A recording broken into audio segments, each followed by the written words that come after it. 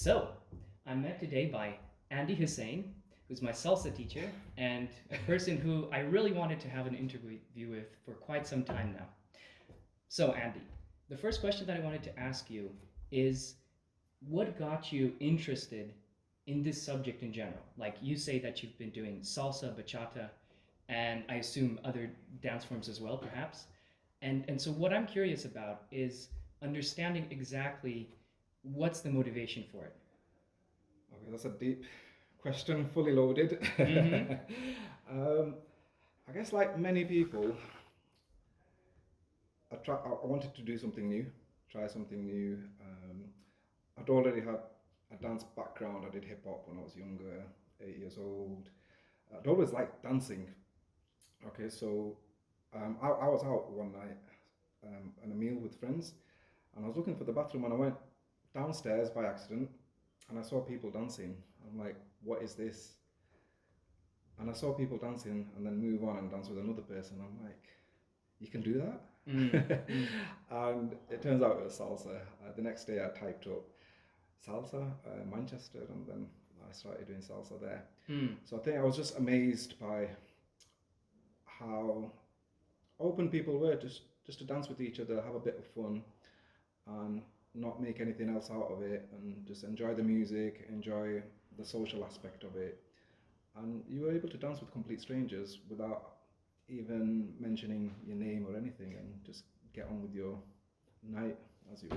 Yeah, yeah, I can certainly appreciate that. I know that when I was getting started with salsa myself, at first I didn't know anybody there, but it was just fun the combination of some kind of exercise and really social interaction because you're in close contact with another person or other people.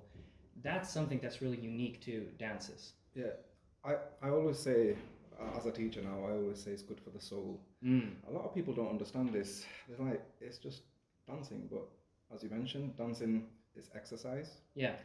And then you've got the emotional aspect as well. You meet other people, social aspect, where you're talking to other people. You might have been in your room studying the whole day, Oh yeah. not spoken to anybody, right? And now you've gone to a class and you spoke to 30 different people. As you know, you've been into class. 30 different people. It could be about the smallest thing, but that interaction is so important in society these days, especially. Um, People prefer talking online, Instagram, Snapchat, but when it comes to interaction, when you're next to somebody, they seem to be lacking some kind of skill Yeah. in communicating. So I think doing the salsa classes breaks that, Mm-hmm. especially in comparison to other classes, because I do hip hop classes as well. When you go to a hip hop class or a Zumba class, you don't really get to interact with them in the same way. Yeah. Fair enough. You go in, most people go into a hip hop class and then they leave. Mm-hmm. Whereas a salsa class, there's other things around it. So you're talking about the move, you're practicing with that person. Then we meet up for socials to dance together, and you're building up to something with all your moves each week. Mm-hmm. So it gives you a sense of community. So going back to, if you're just studying, you're not part of any societies, and you do salsa, you do become part of a community without realizing it at Mm-hmm. first, but you do become part of the community.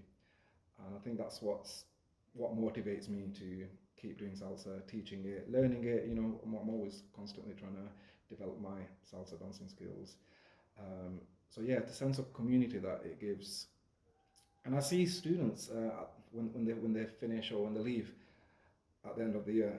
That's the main thing they say to me. Like, oh, I'm gonna miss everyone. Mm. I'm gonna miss the society Yeah. because they now have to go back and start again elsewhere. They might not have this opportunity again to be part of a larger community, wider community. Yeah. Yeah. So I think that's what keeps me going. Just the fact that we've got a community here each and every year. Mm. Well, this is the fourth year, by the way. So For you, yeah. yeah, so we're dead excited about this. Yeah. Oh yeah, yeah. So you're still kind of building that up because the last 4 years. So you basically went from knowing no one here, and now you have a large group of people because I know it's very large. It's the salsa community is Oh, it's enormous huge. and It's very huge. very Yes. intimate too. I think It is. people are. I remember when you were giving the announcing, the end of the year, and people were crying and Yes. hugging each other, and that's something you don't meet all that often. I mean, in chess club, I don't have something like that, so Yeah, in chess, I think you only see tears when somebody loses, right? Yeah. Yeah, so we started off here three years ago. I met somebody in ballroom. We became very good friends. We're still friends. It's called Rish. So I was the founder of Manchester Salsa and Bachata Society. So not a university society. Just a general society outside of the university. And then Rish set up the society here, so I was co-founder, let's say, with Rish. We set that up, and we had small numbers first year, but it was nice. It was still nice. We had a sense of community, and we did quite a lot of things. The second year it was a lot bigger, and then last year, your year, huge, and it's only growing. It's only growing. Everyone's joining. That's really encouraging. I mean, for me personally, I think something I enjoyed about salsa was that as a student, you kind of have to push your boundaries a little bit because first of all, you don't know the people when you're getting in it, and then you're exposed to some embarrassment for sure. I know that I'm exposed to embarrassment every time that I do it. Well, you've got a very open mind in class. That's what I can say. Well, thank you very much. But I think everyone has, some misgivings when they're going into a salsa class, and I think people are hoping to kind of push themselves a little bit to try something new, and especially to try something new that's challenging. And I think that's what salsa and all the different dance forms, especially the more interactive dance forms, are like. So do you think that you've seen people who've kind of grown in confidence as they've progressed through their salsa class? Again, you said what motivates me. If you go on our Instagram account, you'll see the success stories of some of our past previous students. I see shy, timid people come in the taster session. I see students with lack of confidence in our first few classes, but by week 6, week 7, it's just smiles. Yeah. Challenges are still there, but the growing confidence. By the end of the year, the confidence level is up here, majority of them. And you've seen the committee members, they were all students just like you. Yeah, they were all students just like you. And you've been to our socials and you've seen the ones that were there previously, and you've seen how they're moving around, the way they walk, the way they approach, the way they come in the room. They're already ready and excited. Even the way they're dressed. Yeah, because you'll come in and you'll be like, wait, what's going on here? And it could be really overwhelming at first, especially our first social. Which one did you come to?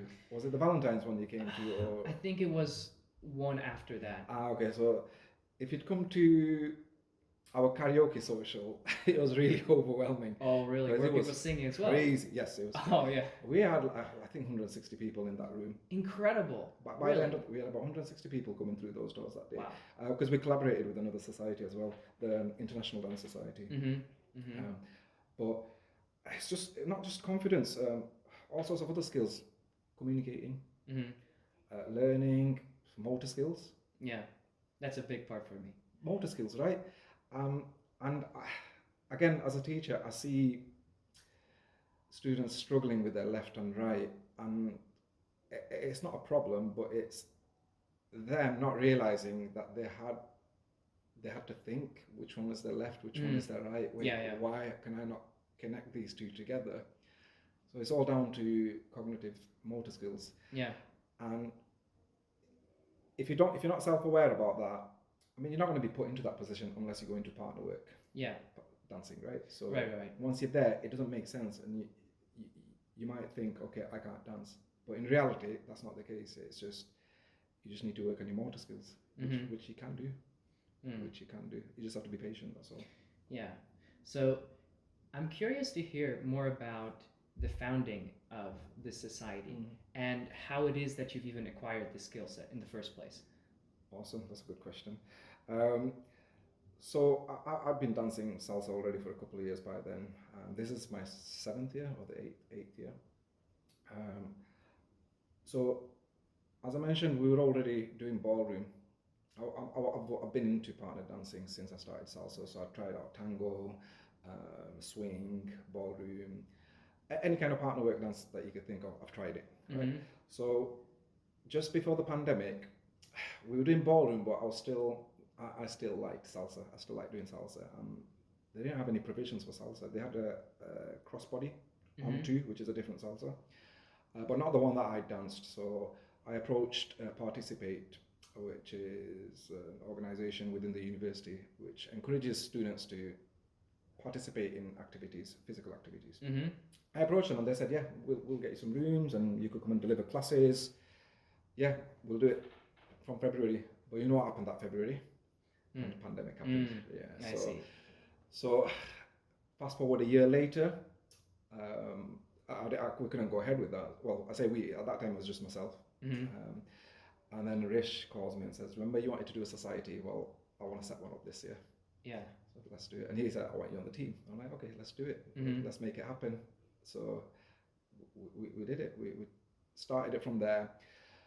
Again, it was small. We collaborated with the local dance school. And then as we were growing, our students wanted to have everything in-house in the Students' Union. They didn't want to travel anywhere. They just wanted everything near the doorstep. So we provided classes here and we just started getting numbers coming in. We delivered a very structured program because my background is in education, as you know. So I'm big on curriculum, I'm big on pedagogy. Yeah. And that's the way I learn as well. I need some kind of structure. At the same time, I'm free as well, but I like structure. And it should follow a sequence, right? So we had a nice curriculum and it worked. It worked. So we just stuck with it. Whereas previously, it was just you come in, you do a class and then you leave. And you go home thinking you can dance salsa. Now, let me tell you right now, you have not done salsa if you come to a taster session. You have not done salsa if you've done 3 weeks. Give it at least 5 or 6 classes, or beginner classes, at least some kind of course, before you decide you like it or you don't like it. Because I've had lots of students come up to me in week 4, week 5, like, I was ready to give up until this week. And they're still dancing to this day now. Because it takes about 4 or 5 weeks to just learn the foundations. Yeah, people go in, it's like me going in, and I want to learn how to speak Portuguese in the taster session. You can't. All you're going to say is, hello, my name is, this is where I'm from. Mm-hmm. That's not speaking it, that's just, you're just uttering the words. You're not really speaking Portuguese. It takes about a year to learn a language. Well, I say it's about a year, but you know, it depends on the person. Which kind of language. Depends on the person and the language, yes. Yeah. So it's the same with any kind of dancing. You cannot just go in on one class and feel like, yeah, I've danced it. No, you haven't. Yeah, you've not even learned. There's at least 5 or 6 basics. Again, you know this because you've gone through part of our curriculum. Mm-hmm. So I think the success was within the curriculum because it was very structured. People wanted to come in week 6, week 3, week 4, and I don't allow them in because it's not fair on the dance. You come in at week 3, you're overwhelmed, you're struggling, and you think it's too hard for me. No, it's not. It's just because you missed the first 2 weeks and it's difficult to catch up. Mm-hmm. Because we have so many students in a class. We have sometimes 60 in a class, right? Yeah. I cannot stop the class for one person who decided to come in on week 3. Yeah. And you need to have some kind of passion. I know people come to interact and meet other people, but there's no point. Dancing is first. Everything else is secondary by default. You get to benefit everything else if you are passionate about the dance or you want to learn the dance. Yeah. You'll see everything will fall into place for you as well. It just takes time.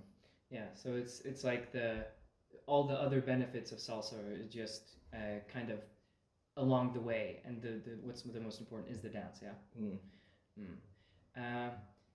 That's interesting.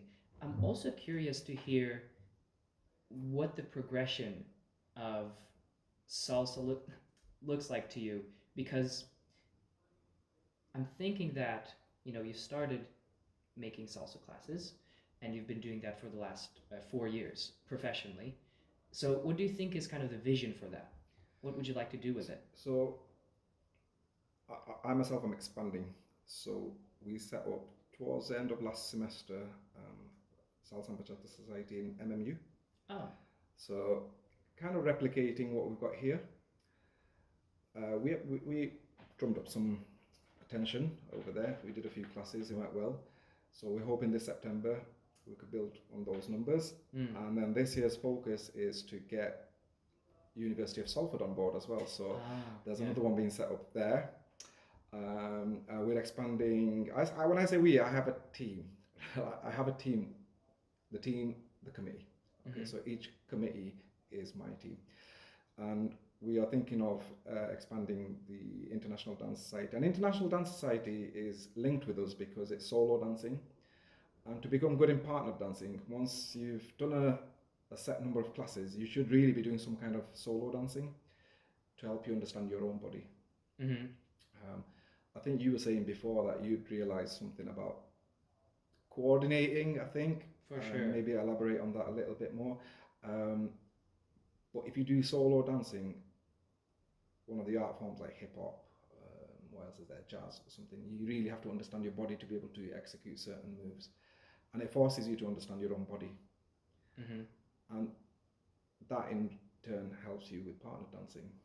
It gives you the confidence. It gives you the confidence that I know how to move my body. I'm aware that this is my rib cage here. You'd be surprised how many people don't realize where their hips are, Yeah. or where their shoulder blade is, or Yeah. Where their feet are. That's a big one. yes, or scapula. You know, Yeah. just. But they've never had to. Mhm. You could live your whole life if you don't dance partner dance. You don't really need to know it. Yeah, and that's a thing that I've talked to with other people who haven't done salsa, Mm. because they've been asking me, okay, so what do you think is interesting about it? What do you think is valuable? And when I'm trying to explain it, I'm explaining it usually to people who are very academically minded, Mm. so people who are sitting at home and reading books. Yeah. So the thing that I think is most impactful to say to someone like that is you're exploring a completely different side of yourself. Because when you're sitting and reading a book, when you're learning and trying to solve problems on paper or on a computer, you get a really intense critical understanding of things. You can break things down. You essentially become more scientific in your thinking. At least that's what people do at the university. Um, whereas in salsa, you get a completely different side of it. It's not, let's break this problem down or let's synthesize this into a theory of some sort. It's much more intuitive. It's like you have to be in touch with yourself, and that enforces a sort of presence, I think. So I certainly can appreciate what kind of different experience you can have as a result of doing these classes. Um, and so, with that in mind, I'm curious as to now that it seems almost like you're trying to expand this into other areas. And so you mentioned that you've done the Metropolitan. Is that right, Metropolitan? Yeah, so you've got the three big universities here: University of Manchester, Manchester Metropolitan University, and the University of Salford. Yeah. So I wouldn't say other areas. I would say allowing other students from other establishments to try salsa because it's a safe place for them to try salsa.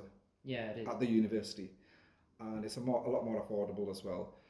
And then the good thing about that is you could build a community bigger. Mm-hmm. We could collaborate with them with our socials. That means we've got 3 universities under one roof, celebrating, enjoying all their achievements throughout the year, especially the end of the year one. So if we've got 3 universities doing the same curriculum, they've never met, they meet at the Christmas social or the end of year social, how amazing is that going to be? That sounds really good. And it just doubles, triples the community size. It does, yeah. And I think that one thing which is nice about having a really big city like that is the ability to meet a lot of people and the ability to interact with a lot of different people. So that seems like a perfect utilization of that opportunity. And what I'm curious as well is, at this point, would you have to go to all these universities yourself and teach? I'm trying to figure this out because there's only one me. Yeah. And the idea is to have a qualified teacher. Mm-hmm. And I'm qualified. We can bring in passionate dancers to teach, but there's a difference between a qualified teacher and a passionate dancer. Manchester Metropolitan University, you have to be a qualified teacher to go and teach there. Oh, really? They just won't let you in. Yeah, you I can't see. do that at all. Salford, we're working with them, we're making inquiries, so I'm not sure about that. University of Manchester, you don't have to, you could have students, but we've seen other student societies where they do partner dancing and it's not as successful. I'm not saying anything bad. I'm just saying, like, if they had qualified teachers, structured curriculum, the community would be a lot bigger. So I guess they could certainly take from us and learn from us, and I'm happy to even work with them and help them build their community, because I'm for all dances. I love other forms of partner dancing Oh yeah. as well. So Yeah. yeah, so it's the fact that we've got the qualified teacher, and I know I'm talking about myself, but it works. It works. Mm. So you mentioned that you do a structured approach, and I know that to be the case because I have personal experience with it. But I'm curious to understand more what you believe the process of teaching someone to dance is like, and what it requires. So if we look at how learning takes place from a cognitive perspective, psychology perspective, within a classroom, say you want to understand a concept, but there's another concept. To understand the other concept, you need to understand the first concept. So let's say concept 2, you're not going to understand it unless you understand concept 1. Yeah. So my approach is like this with salsa and bachata, whereas other teachers, you go in and they'll do a fun choreography for you, and then you leave very happy. But you don't understand what you've done, why you've done it. You've just done a move with the person in the class, and you've just danced, and those are the only people that you could ever dance with. You cannot go and utilize that because you don't understand the movement.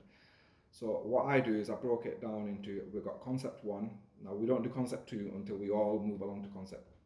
We've all got concept 1. Concept 1 could take 1 to 5 weeks. And you've seen me not allow people in and be the bad guy. I know I had to, and people hate me for it. They look at me and they're like, I hate you. Because I stopped them at week 4 to come in. Imagine that, coming in week 4, you've done. I think I came in the second week. The second week, 1 and 2 is fine, because I will recap it, and I know not always you can make the classes, right? Yeah. That's fine. But we had people coming in week 4, and I wouldn't allow them in. But other societies can come in. Yeah. Other societies, they let you in. But they're just giving you tasters each week. It's not a structured program. So if it's a structured program, it means you can't just come in halfway through, because they would have covered some ideas and aspects that you need in order to do today's class.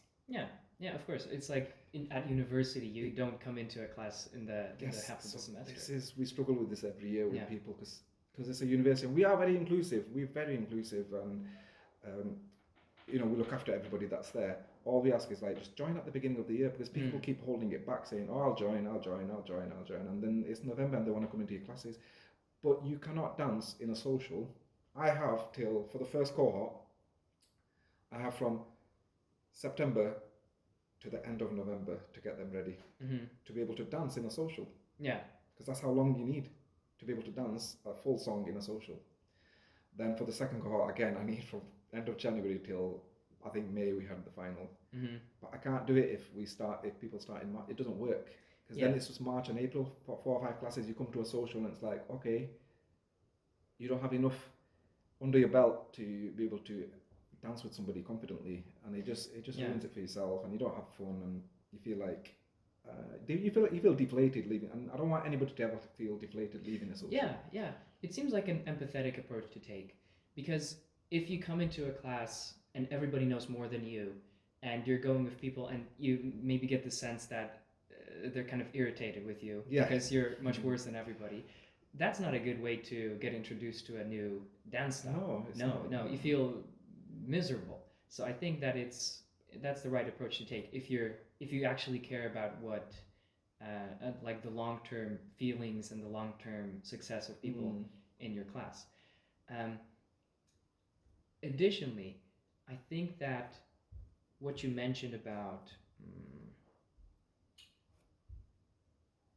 making it structured, I think that's a really interesting approach, because I think it's more professional that way. If you build on the foundations, it's like you can generalize the knowledge, right? Yeah. So if, let's say, enchufle di lekano, which is one of the dance moves that we've learned, they're very basic moves which are utilized in a lot of the succeeding moves that we did. Linking moves, So without essentially, you cannot have a dance without a clean, nice enchufla. Yeah. A clean di lekano. It just every other move you're going to be. Yeah, yeah. It's not going to be smooth. Right. So since they're kind of the bases for what you do later, if you don't get them right at all, then it's impossible to do anything more than that. And I think that it gives you a sense of greater confidence once you already know how to do them, because they're so automated. Yes. It's like, and you need them automated. Yeah, you need them automated for sure. And they are basics. But basics doesn't mean easy. Yeah. It means essential. Yeah. Essential for, in our case, dancing partner work. Yeah. This is what a lot of people miss, because that's why people miss week 1 on purpose. Because it's week 1, it's gonna be easy. Right. Not really. It's the most important one. Yeah, yeah. Week 2 again. I did week 1. I saw that if I miss week 2, I'll just come back on week 3. No, because I'm about to give you the most important class. Right. So I say it very explicitly. You need to come to the first 5 classes. Just make sure you could attend those. It's all right if you miss 1 or 2. We do catch up classes, but people just miss one. But you'll see the ones who miss hardly any classes. They're the ones smiling in the socials. They're the ones having fun because they're confident. Like, yeah, I did all the classes. I know the enchufla. Yeah, I got it. I know.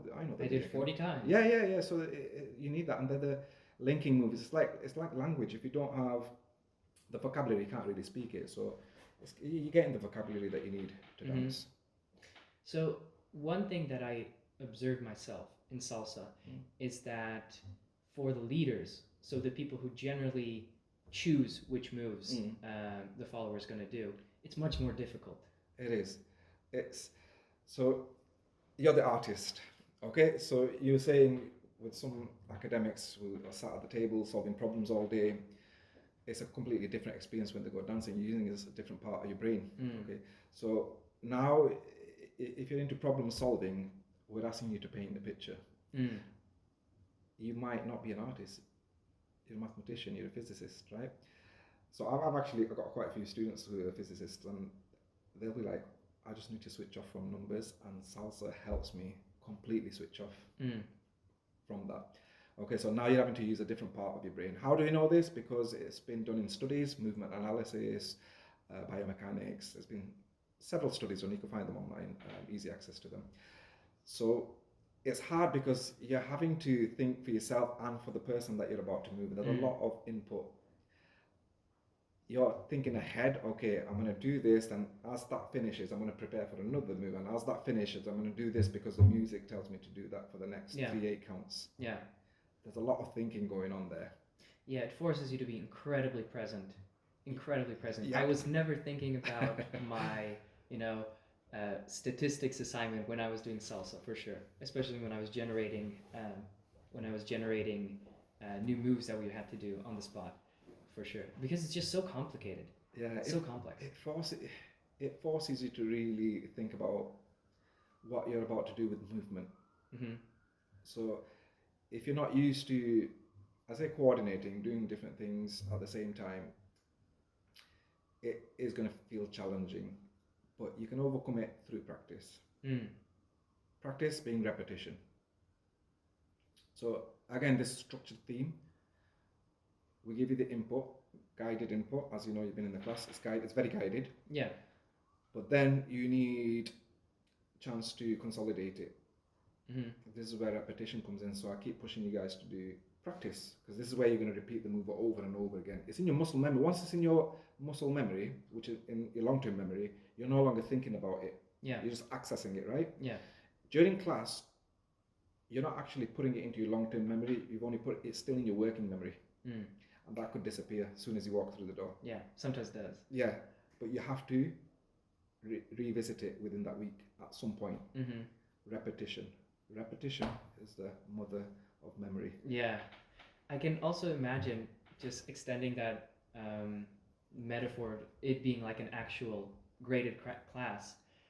I think of socials as a bit like test day, where you actually have to put everything that you know into practice. Yeah. And the guidelines, the guide ropes are off, and you have to just go with anyone and do whatever you need to do. Yeah. So you've got your guided learning, then you've got your repetition, and then the final thing is the test, right? So you want to be on autopilot by then. Yeah. Right. So if you do feel like it's been challenging for you when you get to socials, that means you need to look back. Have you done the repetition? Have you consolidated that move that you learned hundreds of times? Okay, that's when you could do it confidently at a social, right? So if you're just doing the class and then just going to the social and expecting like, it doesn't work like that. And you do learn that, and you have to allow yourself time. It takes 2 years. I've always said it takes 2 years to master salsa. I've always said it. Even if you're good, it still takes 2 years. I say master, it's still, you can do salsa forever and never fully master it, but to get to a really good level, you give yourself 2 years. Allow yourself 2 years if you're really serious about it, because there's lots of things you have to learn, and you don't want to learn everything in one go. You want snippets of it in the right order. In the right order. Again, people are learning from YouTube videos. Yeah. It's like, it doesn't work because you don't know how it's supposed to feel. Yeah. The instructor's missing out lots of things. You're forgetting that they're giving you snippets of information. They don't know what your prior knowledge is. And sometimes it's clickbait, so they want you to go and purchase something afterwards. So try not to. Do a course. Yeah, try not to. Course The whole idea of salsa dancing is to dance with other people, not learn it behind closed doors on your own or with one person and then go and try and test it out on people. You're just going to hurt people, and I know people do that and they learn it from videos and they just end up doing it really bad. Yeah. The move. You need to be in a classroom with a teacher, with other students, trying it on different students. Yeah. I know that when I was doing salsa in class, the experience would be whenever I'm with someone and we're actually trying out the move, it's a constant adjustment and improvement. It's like a experimentation process almost. There's a bit of feedback involved in that. There's a lot of feedback, that's true. And that's something that you just don't get when you're alone. No. There's no feedback. It's like when you push this way, it's not that there's a force, like a person actually there standing, and that's what forces you into, let's say, a turn, because, well, they're just not there. So there needs to be some of that constraints, I think. Yeah. With yourself, I could see, you're very present in class and you want to learn, and you ask the question, you ask the right question, well, not right or wrong questions, but you ask the questions like, it makes sense why he's asked that, because it's a common pitfall and is falling into that pit. So it's good, he's experiencing it. So I might say to you, like, just do it and just keep, because you asked the right question, like, he's gone for the most common one and he's figuring it out now. So we have to allow a bit of figuring out at that stage, and you're in the process right now, so just try and be patient with it. And I know you've found yourself a partner, I think, so you could practice with that person. And attend classes, weekly classes, gets you out of your room, takes you away from your studies for a little while. You sat at your desk, move around. It's good for your health. It's good for your mind, especially with all the mindfulness things. It's really helped a lot of. What do I get people saying? It's helped me with my sanity. That's a big thing. So it helped me with my sanity. I get lots of messages at the end of the year, very nice ones. Some of them do make me cry. Really? Because honestly, you would not believe what it does to people. I had one message last year. The student, she'd been here for 3 years, 4 years, doing a degree, and she hated Manchester. But the final year, she decided to join our society, and she goes, it was better than my degree.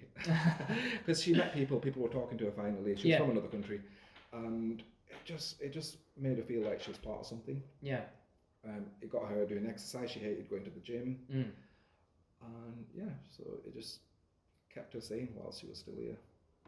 That's fantastic. Something to do. Well, on that note, thank you very much for joining me, Andy. Thank you very much for inviting me. And we always enjoy your presence in class, and it's been nice to have a chat with you outside of class as well. Thank you very much.